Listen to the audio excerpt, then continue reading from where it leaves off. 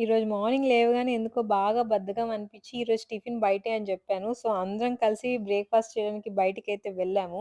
So, dosa తినాలని fix అయ్యాం. దోస అంటే అలాంటి, ఇలాంటి దోస కాదండి.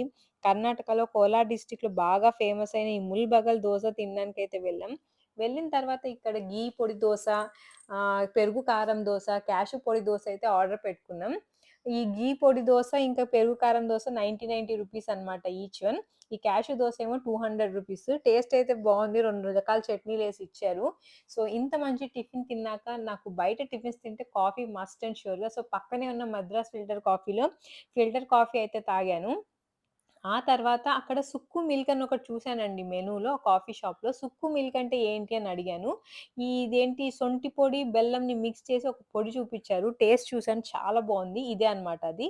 సో, మా పిల్లల కోసం ఈ సుక్కు మిల్క్ తీసుకొని ఒక కాఫీతో అయితే మంచిగా బ్రేక్‌ఫాస్ట్ అయితే ముగించి